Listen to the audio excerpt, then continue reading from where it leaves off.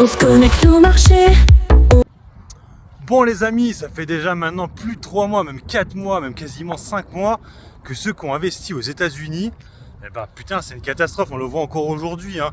Là on parle de la Fed qui va peut-être pas baisser les taux et le marché américain, bah, c'est encore une catastrophe, hein. Ça s'effondre encore aujourd'hui, donc ça ne prend pas. Là il y avait une news par rapport à Google Alphabet, d'une acquisition de Wiz, de la cybersécurité. Bah, moins 4, moins 5, on est sur comment ça s'appelle, Alphabet, on était à 210, hein, plus haut quasiment. On n'est plus qu'à 150, 163 je crois, 163 $. C'est un peu un gros gadin quand même. Et cette problématique est là, c'est que là pour l'instant, il n'y a rien qui va aux États-Unis. Et la question, ça va être jusqu'à quand? Bah, jusqu'à que Trump arrête son poker, hein, ses coups de pression qu'il fait à chaque fois. Et pour l'instant, de toute façon, ça ne prend pas. Alors, en plus, la Fed va certainement pas baisser les taux. On remarquera hein, que la Fed ne les a pas baissés depuis que Trump est au pouvoir. Il les avait baissés une première fois en tout début d'année parce que c'était encore Biden. Et depuis que Trump est là, ils ne baisseront plus. Ils vont les laisser comme ça, stable.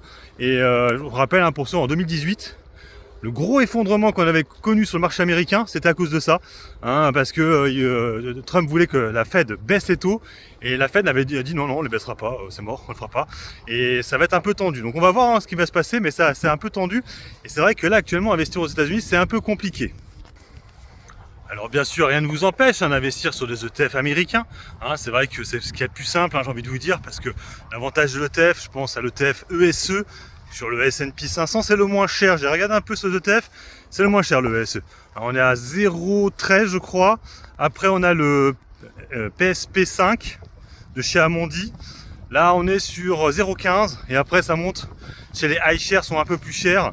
Après, tout dépend si vous êtes chez Boursorama, mais en fait, c'est pas accessible sur un PEA. Je parle bien sûr sur un PEA. Après, sur un compte titre, vous pouvez bien sûr acheter les actifs. Là, actuellement, c'est vrai qu'il faudrait peut-être plutôt acheter pour l'étranger de l'allemand, ça c'est clair et net. Du japonais aussi, on a vu que Warren Buffett achetait beaucoup du japonais. Et puis aussi du chinois. La Chine repart vachement bien en ce moment. Baba et compagnie, c'est plutôt bon. Donc voilà les investissements qu'on pourrait faire. Et c'est vrai que pour l'instant, les États-Unis, ça reste très compliqué, même si on a des dossiers qui sont quand même toujours aussi.